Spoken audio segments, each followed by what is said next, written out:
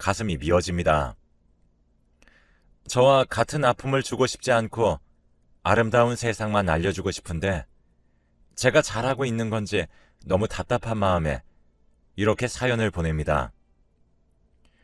제가 어렸을 때 저희 아버지는 사람 좋아하고 술 좋아하시는 분이셨어요. 그러다 보니 상대적으로 엄마가 고생을 많이 하셨죠. 그래도 그때는 집에서 웃음소리도 나고 참 좋았었는데 아버지가 보증을 서고 정말 없는 살림이 더 없어지자 아버지는 술만 찾으셨고 엄마는 그 모진 세월을 참고 참으셨죠.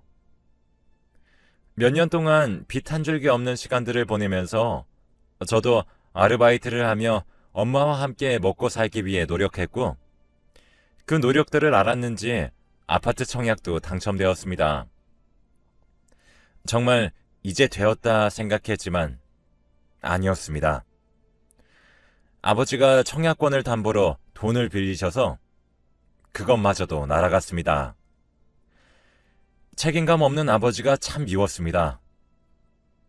그날 이후 아버지는 아버지가 생각하셔도 미안했는지 집에만 계셨어요. 처음이었어요. 집에 아버지가 계시는 게 말이죠. 항상 밖에 계셨으니까요. 그런데 참 이상하게 아버지가 집에만 계시기 시작하면서 핸드폰이 자주 울리고 안절부절 못하시더라고요. 혹시 또? 하는 생각에 무슨 일이 있느냐고 넌지시 물어봤어요. 그랬더니 버럭 소리를 지르시면서 알 거 없다 하시는데 기분이 쎄하더라고요. 또 무슨 사고를 치신 게 분명했죠. 그리고 그 일이 무슨 일인지는 쉽게 알 수 있었어요.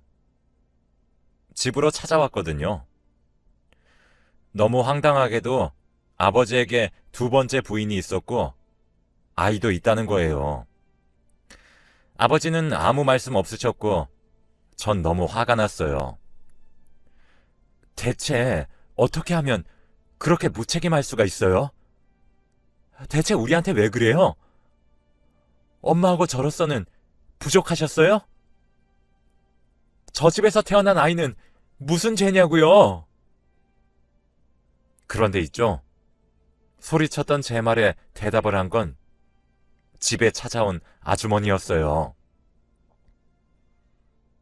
미안한데 우리 집에서 태어난 아이 너보다 오빠야. 엄마와 결혼하기 전부터 이어온 두 집 살림이더라고요. 그 아주머니가 집에 찾아온 이유는 아버지가 집에도 안 오고 연락도 안 받아서였어요. 아버지는 지금까지 엄마와 제가 힘들게 번 돈을 야금야금 챙겨 그 집에 생활비로 주었고 앞서 청약권을 담보로 돈을 빌렸던 것도 생활비를 주기 위해서였어요. 아니, 그렇게 좋아하면 저희 엄마와 결혼은 왜 한 걸까요? 그렇게 죽고 못 살겠으면 둘이서 행복하게 살면 되는 것 아닌가요? 저는 너무 참을 수 없어 엄마에게 이혼하시라고 했고 그래야 나도 살겠다 했는데 엄마는 이혼만큼은 못 하시겠다고 하시더군요. 그 이후 전 엄마도 아버지도 연락하지 않고 혼자 따로 나와 살았어요.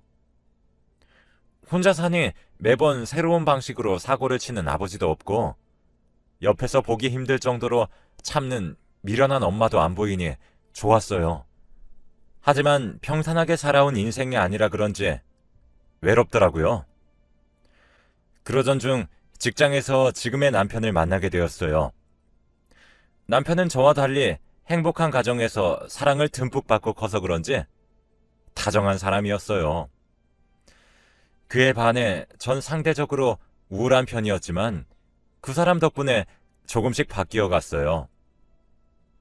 그러다 어느 날 남편이 제가 혼자 있는 게 너무 마음에 쓰인다며 같이 살자고 했고 이런 사람이라면 아버지와 다르게 나를 품어주고 다정한 사람이라면 함께해도 되겠다는 생각에 동거를 시작했어요.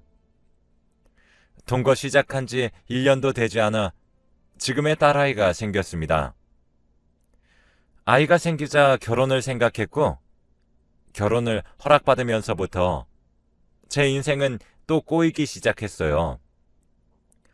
시부모님은 아들과 그냥 같이 사는 여자친구였을 때는 한없이 다정하셨고 항상 안쓰럽다고 뭐든 해주셨던 분들인데, 막상 아이가 생겨 결혼을 하겠다고 하니 저런 집에 자신의 아들을 줄 수 없다며 그런 집안에서 자란 저와 어떻게 평생을 살 수 있겠냐면서 제 더러운 팔자 우리 아들이 떠안고 가는 거 절대 두고 볼 수 없다시며 결사 반대하셨죠.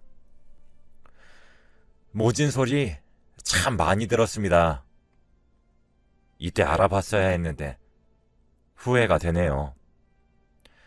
남편은 저에게 자신만 믿으라며 자기는 절대 변하지 않는다며 우리가 결혼하고 사는 거고 우리의 가정을 꾸리는 거니까 함께 하자고 해서 혼인신고만 하고 단칸방 월세부터 시작했습니다. 하지만 몇 개월도 못 가 남편은 힘들어 하더군요. 그러던 어느 날은 남편이 진지하게 얘기를 했습니다. 이렇게 좁은 집에서 살다 보니 내가 너무 힘들어서 부모님한테 전화드렸어. 그러니까 부모님은 같이 살자고 그러셨어. 부모님 집으로 가자. 남편이 저와 상의 한마디 없이 시댁으로 들어갈 준비를 다 했지만 그래도 시부모님이 그래도 나를 조금은 인정해 주셨구나 싶었고 시부모님께 잘해야겠다 생각했어요. 그리고 시댁에 들어가서 사는 것이 남편을 위해서도 좋은 일이다 하고 흔쾌히 갔어요. 시댁으로 이사를 한 이후 삼시세끼 밥상을 차리고 설거지를 하고 집안일을 도맡아 하고 몸은 힘들었지만 그래도 이 정도쯤이야 감내할 수 있었어요. 그런데 시부모님은 그게 아니었나 봐요. 어느 날은 청소기를 돌리는데 시어머니가 그러시더라고요. 임산부가 그렇게 집안일을 하면 알아서 유산이 될 법도 한데 즐기다 즐겨. 전 잘못 들은 줄 알고 아무 대꾸도 안 하고 묵묵히 청소를 하는데 뒤이어 어머니의 말씀에 얼음장이 되었고 단순히 허락해서 집에 오라고 하신 게 아니구나 느꼈어요. 어머니께선 뱃속의 그 아이도 널 닮아 아주 끈질긴가 보구나 라고 하시곤 방으로 들어가셨거든요. 그날 퇴근한 남편에게 말을 할까 고민하다 그래도 내 편이라고 했고 뱃속의 아이 아빠니 얘기를 하자 싶어 시어머니와의 일을 말했더니 남편은 씩씩대며 어머니께 대들었어요. 그랬더니 어머니께선 눈물바람으로 우시면서 드라마 보면서 혼잣말도 못하니? 어떻게 내가 아무리 내가 마음에 안 드는 며느리를 봤다고 뱃속의 아이한테 그런 말을 했겠니? 넌 엄마를 그렇게 모르니? 아들 자식 키워봤자 쓸모가 없다더니 애도 너무하는구나 하시더라고요. 이 한마디에 남편이 수그러들며 오해가 있었나 봐.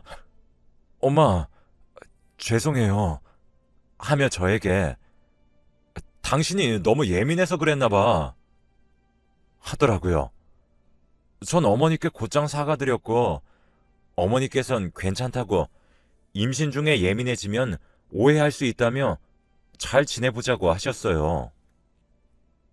내가 너무 큰 오해를 했다고 자책하며 밤을 새웠고 아침이 밝자마자 어머니가 좋아하시는 것들로 밥상을 차려 어제의 일은 없었다는 듯 잘 넘어갔죠.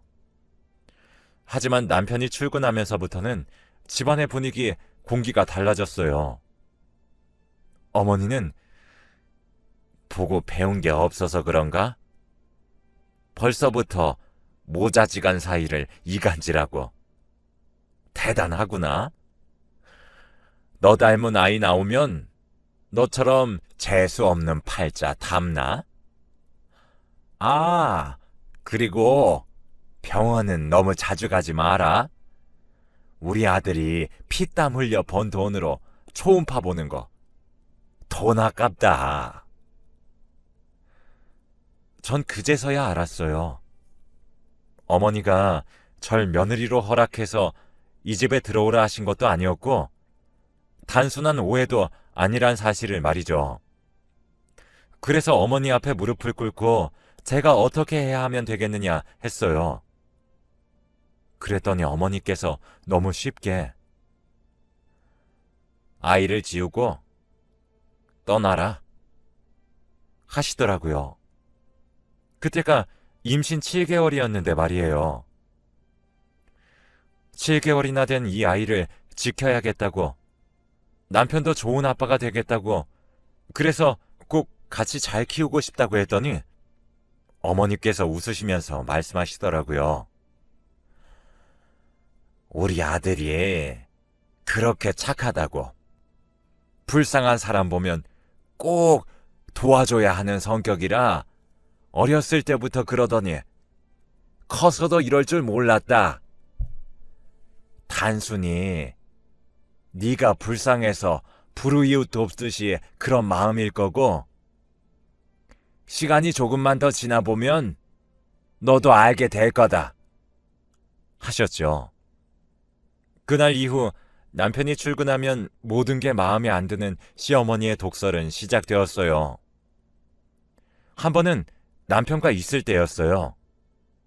어머니께서 다른 시부모들은 며느리가 임신하면 보약을 한 첩 해준다던데 우리 며느리도 보약 한 첩 해줘야겠다.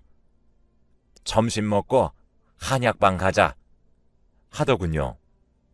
전 어안이 벙벙했지만 알겠다고 하고 남편을 출근시킨 뒤 여느 때와 같이 집안일을 했어요.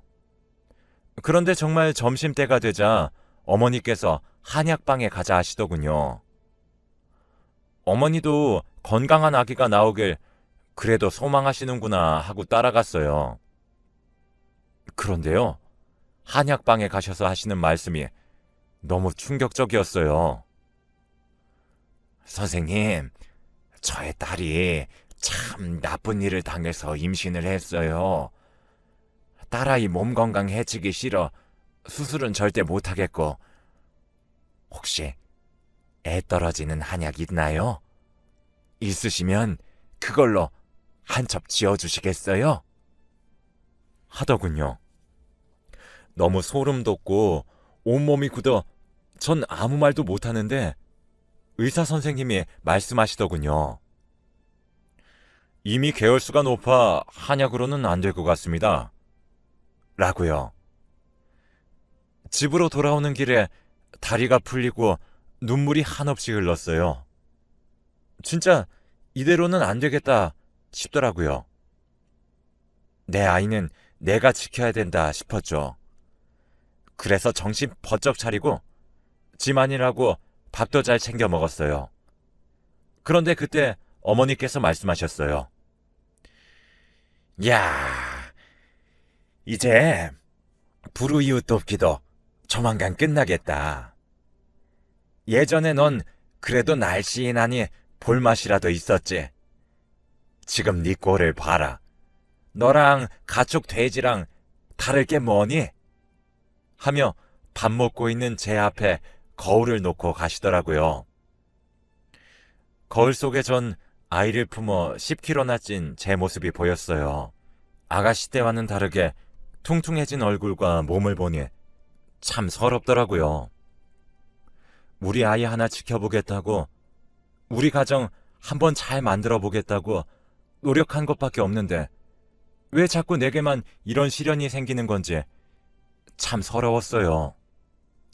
눈물을 참으며 꾸역꾸역 밥을 먹는 제 모습에 어머니는 역겹다며 방으로 들어가셨어요. 저도 더 이상은 안 될 것 같아 남편에게 말하기로 했죠. 그런데 남편은 자격지심이냐, 과대망상이냐 하더군요. 우리 엄마가 그럴 리 없지 않냐고 저를 되려 몰아세우더군요. 내 편이라 생각했는데 아니었던 거죠. 그냥 계속 어머니 아들이었던 거죠. 그러다 어느 날이었습니다. 남편의 제일 친한 친구가 불의의 사고를 당해 죽었다는 소식이 들렸고 남편은 자다 말고 망연자실하며 장례식장에 가야겠다고 했어요. 사실 마음 같아서는 남편에게 출산일도 얼마 안 남았으니까 보내고 싶지가 않았어요. 하지만 남편에게 가장 소중한 친구란 사실을 제가 알고 있었기 때문에 차마 그런 말은 못하겠더라고요. 그래서 잘 보내주고 오라는 말만 해주었습니다. 회사에 휴가까지 쓴 남편은 3일 내내 장례식장에 있다 왔고 돌아온 남편은 많이 초췌해져 있었어요. 저는 말없이 남편을 안아주며 달래주었어요. 그 다음날 전 산부인과 진료가 있어 잠시 나갔다 돌아왔어요. 그런데 집에 오니 남편이 화가 잔뜩 나 있더군요. 왜 그러냐 물었는데 들려오는 대답이 아주 가관이더라고요. 방에 혼자 있었는데 어머님이 방에 들어오셔서 괜찮냐고 물어보더랍니다. 괜찮다 대답했는데 어머니가 그러셨다고 하더라고요. 아내한테도 위로받지 못했을 텐데 엄마한테라도 기대렴. 그 말에 의아해진 남편이 왜 그렇게 말씀하시냐 물었대요. 그랬더니 말이죠.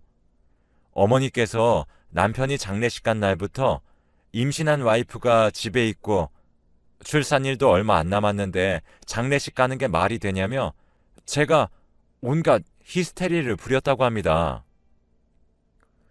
어머니가 아들을 잘못 키워서 지금 와이프보다 친구가 중요하다고 간 것 아니냐면서 당장 남편을 집으로 부르시라고 행패를 부렸다고 했다더군요. 진짜 미친 것 같지 않나요? 당연히 아니라고 전 부정했어요. 그런데 남편은 믿질 않더군요. 너무 서운해서 왜 내 말을 믿어주지 않는 거냐며 울부짖었어요. 그랬더니 남편은 녹음 파일을 들었다고 합니다.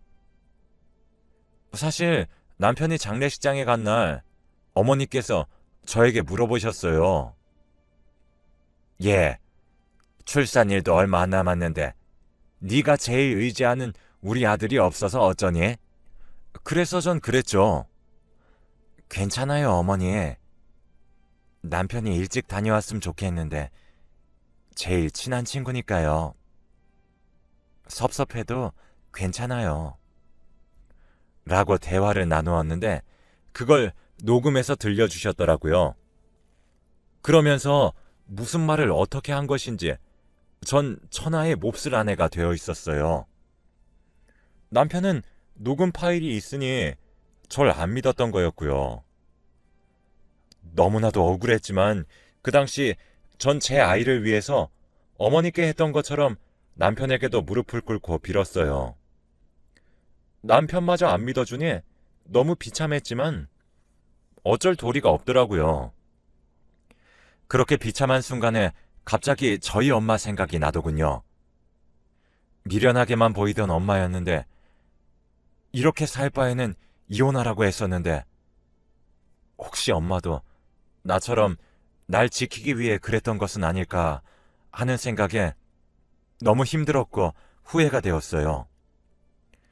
다음날 전 엄마 핸드폰으로 전화를 걸었고 집에서 뛰쳐나온 이후 처음으로 엄마와 만나기로 했어요.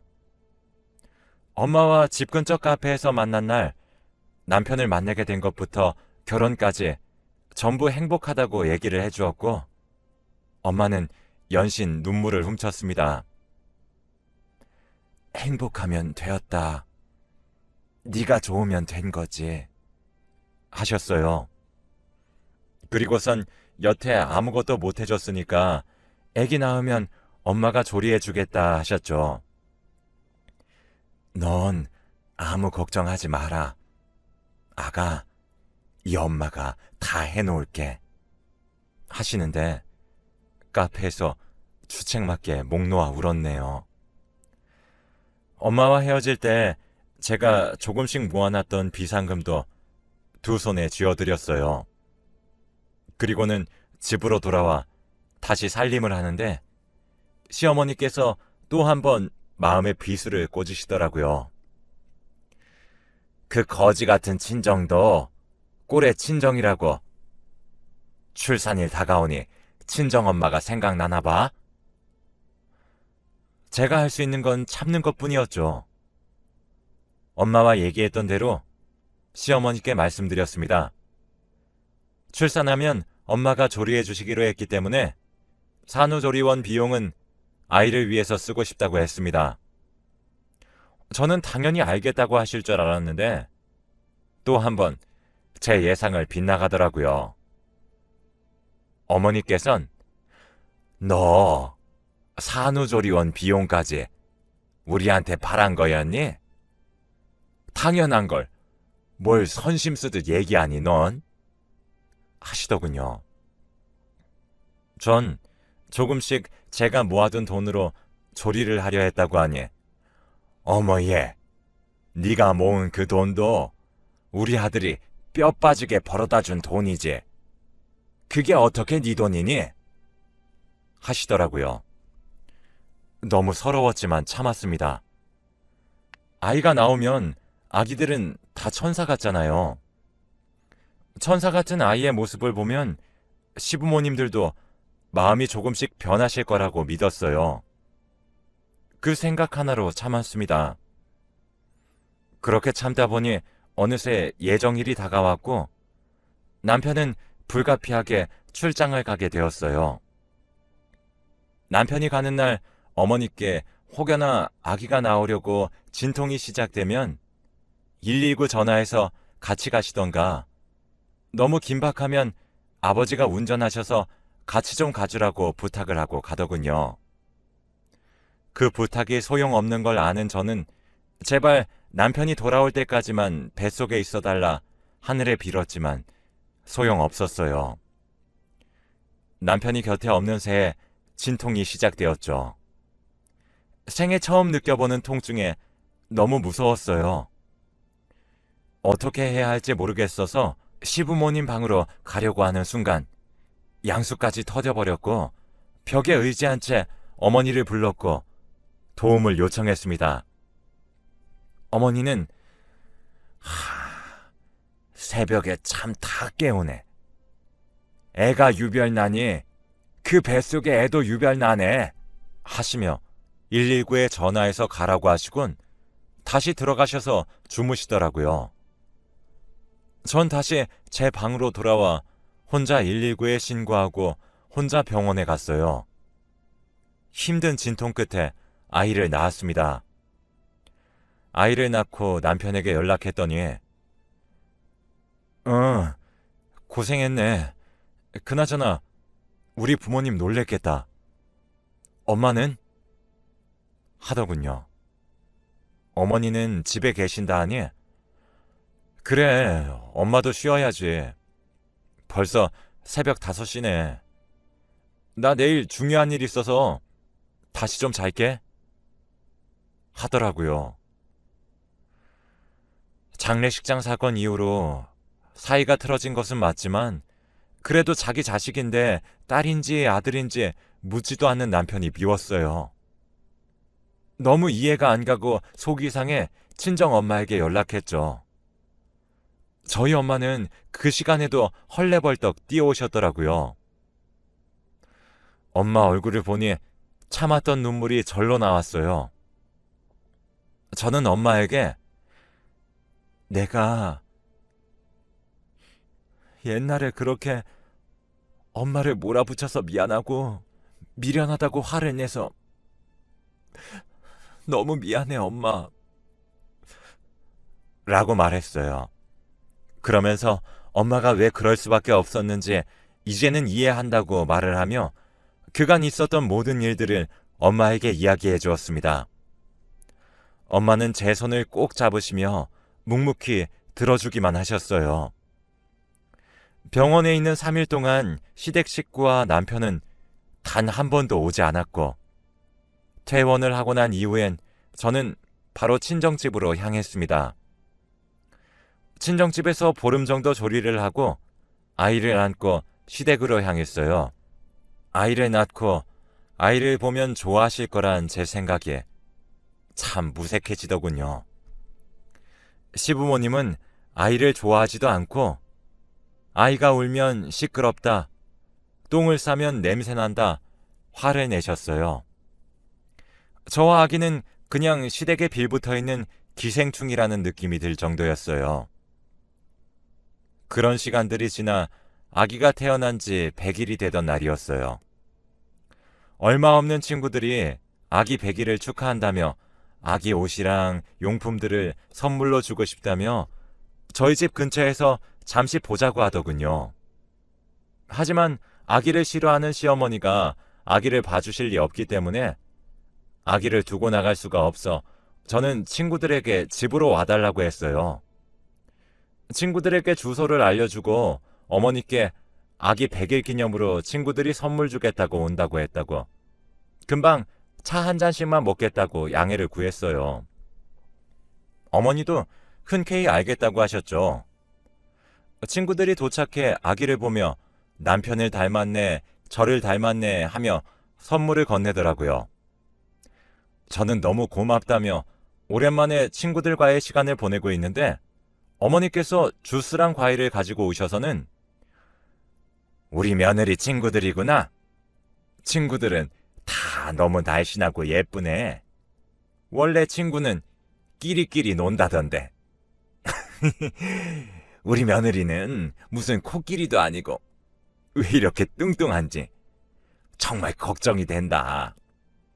친구들이 우리 아들처럼 불쌍한 사람 못 지나치는 그런 착한 마음씨를 가졌나? 장난이야, 장난. 하시더군요. 저와 있을 때만 그러셨기에 제 친구들 앞에서까지 저를 그렇게 대하실 거라곤 정말 상상도 못했어요. 저는 무안하고 당황스럽고 창피해 얼굴이 새빨개졌죠. 제 친구들도 당황한 눈치였습니다. 친구들은 저에게 먼저 간다고 못다한 이야기는 전화로 하자 하며 황급히 집을 나섰고, 저는 그런 친구들을 배웅조차 제대로 해주지 못하고 그 자리에 망부성 마냥 서 있을 수밖에 없었어요. 나중에 보니 친구들이 문자로 괜찮냐며 무슨 일이 있느냐며 연락이 왔더라고요. 도움을 필요로 하는 상황이 온다면 연락하라고 하면서요. 제가 시댁에서 이런 모습으로 살고 있다는 것을 들켜 너무 창피했지만 그래도 친구들이 있어 다행이라고 생각하며 어머니께 물어봤습니다. 남편 앞에서 안 그러시는 것처럼 친구들 앞에서도 안 그러실 수 있으셨는데 왜 그러셨냐고 말이에요. 어머니께선 저렇게 밝고 예쁘고 날씬한 친구들이 우리 아들의 짝이 아니고 너 같은 애가 아들 옆에 붙어 있으니 화가 나서 그렇지 하시더군요. 심지어 그런 제가 저랑 닮은 딸을 낳아 더더욱 꼴보기 싫으셨대요. 이제 어머니께 더 이상 저를 허락해달라, 받아달라 안 할 테니까 저희 아기 어머님의 아들 아이기도 하니 조금만 예뻐해달라고 했어요. 남편을 닮은 부분도 있다고 하면서요. 그 이후에도 저의 마음에 꽂힐 비수 같은 말들은 여전하셨어요. 그래도 제 딸아이에 대해서는 조금씩 괜찮아지시는 것 같았어요. 남편은 아이가 태어난 그날부터 첫돌이 될 때까지 일이 힘들다는 핑계로 육아를 하지 않았고 아빠보단 엄마가 더 좋은 거라고 나몰라라 했었어요. 첫돌이 되고 얼마 뒤에 남편은 회사를 퇴직하고 다른 일을 알아볼 거라면서 이제부터 육아도 조금씩 도와주겠다고 했죠. 하지만 말로만 그러더라고요. 그동안 자신이 정말 고생을 많이 했다며 못 가본 곳들 놀러도 다녔고 여가 생활 즐기기 바빴죠. 그렇게 허송세월을 보내고 있는 남편에게 전 말했습니다. 아이가 커가니 일을 해야 돼. 돈을 모아야 독립도 하고 아이도 키우지. 라고 말이에요.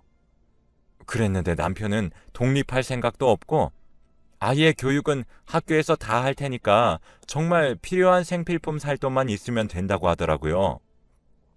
그러니까 지금 자기는 좀 놀아도 된다고 더 이상 방해 좀 하지 말라고 말이에요. 그 순간 왜 그리도 저희 아버지가 생각이 났던 건지 아무튼 저는 저라도 일을 해야 한다고 생각했어요. 그래야 내 딸만큼은 저처럼 살지 못하게 할 수 있다고 생각했죠. 집 근처 어린이집을 알아보고 제가 할 수 있는 일들을 찾기 시작했어요. 어린이집은 대기가 너무 길어 힘들었고 경력이 단절된 제가 할 수 있는 일은 아무것도 없었어요.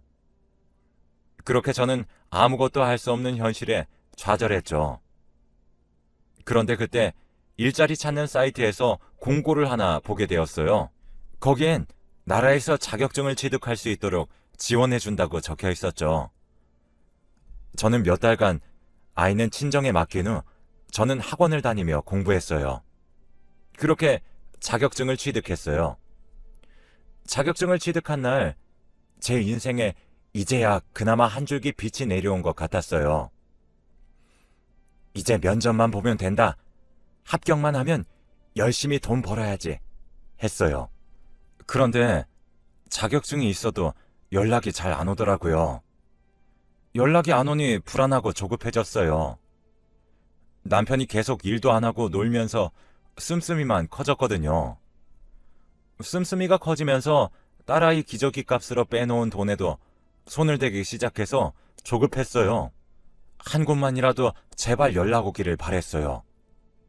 그러던 어느 날 어머니께서 저희 방으로 들어오셔서는 물어보시더라고요. 오늘은 친정 안 가냐고요. 맞아요. 저 자격증 따는 거, 일자리 구하는 거 모두 비밀로 했거든요. 또 뭐라고 하실까봐 친정 간다고 하고 자격증 따고 면접 보러 다녔었는데 친정엔 왜 안 가냐고 물어보시더라고요. 어머니, 제가 살림 등한시하고 자꾸 친정 가서 싫으셨죠? 죄송해요. 앞으로는 안 그럴게요. 그랬더니 저희 시어머니 정말 예상을 할 수 없는 분이셔요. 시어머니께서 말씀하시길 아니, 난 좋다 얘. 친정 가서 자고 오기도 하고 해. 사돈이 아기 좋아하신다며. 가서 좀 있다고 오렴. 이 말을 듣고도 전 너무 의아해서 정말요 어머니? 했더니 어머니께선 그래, 네가 집에 없어야 우리 아들이 맘 편히 나이트도 가고 여자도 만나고 하지. 네가 집에 있으면 뭐 되겠니? 하시더라고요. 망치로 머리를 맞은 듯한 기분이었어요. 이건 도저히 참을 수 없어 어머니, 며느리인 저 여기 있잖아요. 아무리 제가 마음에 안 드셔도 그렇지 어떻게 남편이 나이트 가고 여자 만나야 하니 친정에 가 있으라뇨. 정말 해도 너무하시잖아요. 했더니 어머니께서 흥 하고 콧방귀를 뀌시며 방으로 가셨고 제 말 대답에 약이 오르셨는지 어머니는 놀다 들어온 남편에게 아기도 있고 하니 친정에서 쉬다 오라 했는데 알아서 한다고 빽하고 소리쳐서 놀랬다고 공진당을 드시더라고요. 정말 어이가 없어서. 그 말을 들은 남편은 제게 장례식 이후 지금까지 너의 이중인격 같은 모습에 이제 정말 지친다. 당장 어머니께 사과해. 라고 하더군요. 믿고 싶지 않았지만 남편의 말대로 남편은 장례식 이후 저에 대한 마음과 믿음이 사라졌더라고요. 그 말을 들은 순간 전 남편에게 이혼을 요구했습니다. 본인의 아이도 내팽겨치고 와이프인 저의 말도 믿어주지 않는 저 사람을 나만 붙잡고 있었던 것 같아서요. 그랬더니 그 자리에 있던 시어머니는 결혼하고 처음으로 저를 향해 미소를 띄우셨어요. 남편도 기회는 이때다 싶었는지 지금 말 나온 김에 법원 가자 하더라고요. 같이 법원에 가서 합의 이혼서를 내고 나왔어요. 아이가 있으면 3개월 정도 숙려기간이 주어지더군요. 숙려기간이 필요했을까 싶을 정도로 남편은 더 활기차게 유흥을 즐겼고 전 친정집에서 목이 빠져라 일자리 합격만을 기다렸습니다. 왜냐하면 남편이 양육비를 지급할 수 없다고 했거든요. 일도 안 하는데 어떻게 주냐며 줄 돈이 없다고 하면서 유흥비로 흥청망청 돈을 썼죠. 저는 아이 기저귀에 옷 한 번 사줄 돈이 없어 먹는 거, 입는 거 줄여가며 생활했었거든요. 돈이 없어 양육비를 지급할 수 없다는 남편은 100만 원짜리 패딩을 사입더군요. 그때 알았어요. 내가 너무 바보 같았다고. 저런 사람을 믿고 가정을 꾸렸고 내 아이의 아빠라고 믿으며 내가 노력하면 변할 거라고 생각했었던 내가 바보였다고. 그날 이후 전 내가 나부터 아끼자는 마음으로 피 터지게 운동해서 임신하기 전 모습으로 돌아왔어요. 그러다 보니 사라졌던 자신감도 생겨 일자리도 얻게 되었어요. 시댁 식구들과의 일들이 떠오르지 않도록 열심히 일했고 저도 딸아이도 어느 정도 자리를 잡아가기 시작했어요. 그런데 딸아이가 6살이 되던 해 남편은 아이가 보고 싶다며 뜬금없이 연락을 해왔고 저는 여태 양육비 한 번 안 줬으면서 뭘 보고 싶냐고 무슨 꿍꿍이냐고 물었더니 그냥 시간이 지나면서 저의 소중함을 알았다고 아이도 어떻게 크는지 함께 보고 싶다고 재결합 얘기를 하더군요. 그 말에 약해졌지만 아이에게 아빠는 죽었다고 해둔 터라 어찌할 방법도 없고 다시 한번 휘둘릴 것 같아 전 제안을 거절했어요. 그랬더니 순순히 알겠다고 하면서 연락이 없더라고요. 참 이상했어요. 아니, 무슨 생각인지 무서웠어요. 그리고 일주일 뒤 일하고 있는데 모르는 번호로 연락이 왔어요. 대뜸 저에게 우리 오빠 자꾸 꼬시는 게 너니? 하더라고요. 저는 어리둥절해서 무슨 말씀이냐고 했더니 제 남편과 사귀는 사이고 결혼을 약속했다. 사정이 있어 결혼이 미뤄지고 있는 와중인데 그거 알고 지금 결혼 못하게 꼬시는 거 아니냐더라고요. 이게 무슨 뚱딴지 같은 얘기인지 전 너무 기가 차고 어이가 없어서 제가 왜요? 전 이미 그쪽 오빠랑 이혼해서 관심 없어요. 했더니 거짓말하지 말라며 총각한테 무슨 이혼이냐며 민생 그렇게 살지 말라고 하는데 진짜 어이가 없어서 그 길로 정말 너무 억울해서 회사에 바로 반차를 냈습니다. 그리고 근처 동사무소에 가서 가족관계서, 혼인증명서 등등 뗄 수 있는 것들은 모두 다 떼서 그 여자한테 보내줬어요. 그리고 제가 전화했죠. 사진 보낸 거 보셨냐고 만나서 얘기하자고 그랬더니 알겠다고 하고 나왔더라고요. 궁금하신 거 있으면 물어보시라고 대답해 드리겠다고 했더니 이 서류상에 있는 혼인신고 날짜가 맞는 거냐고 묻더군요. 맞다고 왜 그러시냐 했더니 세상에 남편과 사귄 지 8년 되었대요. 만난 지 10년 되기 전에 결혼하자고 해서 상견례하고 결혼을 준비하고 있는 중인데 계속 이유 없이 날짜를 바꾸는 상황이라 결혼하기 싫은 거냐고 다른 여자가 생긴 거냐고 묻고 싸우는 와중에 제게 아이가 보고 싶다고 연락을 남긴 문자를 보게 된 것이었죠. 남편에게 캐 물었더니 남편은 저를 스토커처럼 설명했다고 합니다. 그래서 한마디 하려고 전화를 한 거라고 하더군요. 참 기가 막히죠. 사귄 지 8년이라뇨. 제가 시댁에서 그 모진 말들을 듣고 할 때도 남편에게 다른 여자가 있었다는 거잖아요. 제가 아이를 낳으러 갔을 땐 이 여자와 여행을 가 있었던 거고요. 그리고 또 소름인 사실은 사귄 지 1년 정도 되었을 때부터 어머니와 알고 지냈다고 하더군요. 시댁 식구들 모두 알고 있었던 거예요. 이 여자의 존재를요. 어머니가 좋아하실만 하더라고요. 어머니가 항상 말씀하셨던 있는 집 딸에 참 예쁘더라고요. 그래서 저에게 그렇게 하셨던 거겠죠. 전 한 사람의 인생을 구원해야겠다는 마음 하나로 그 여자에게 시댁에서 있었던 일을 얘기해줬고, 모든 이야기를 들은 그 여자는 눈물을 보이며 남편이 저에게 아이 보고 싶다고 한 날이자 다시 만나자는 재결합을 하자고 한 날이 상견례를 한 날이라고 하네요. 이래라 저래라 할 수 있는 입장도 아니니 잘 판단하셨으면 좋겠다는 말과 함께 자리에서 일어나 집에 와서 펑펑 울었어요. 왜 눈물이 났는지는 모르겠지만 눈물이 나더라고요. 그 사람 하나 보고 계속 버텼는데 그것도 아니라고 하니까 그랬던 건지, 그 이후 알고 싶지도 않았는데 남편이 화를 내며 전화가 왔어요. 저 때문에 파혼당했다고 제가 안 해도 될 말을 해서 그랬다면서요.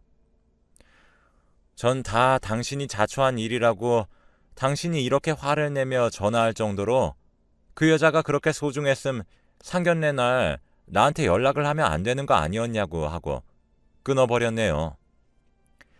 그날 이후 지금까지 남편의 연락은 없어요. 전 많이는 아니지만 제가 일해 받은 월급으로 딸아이와 친정엄마와 함께 헤쳐나가고 있습니다.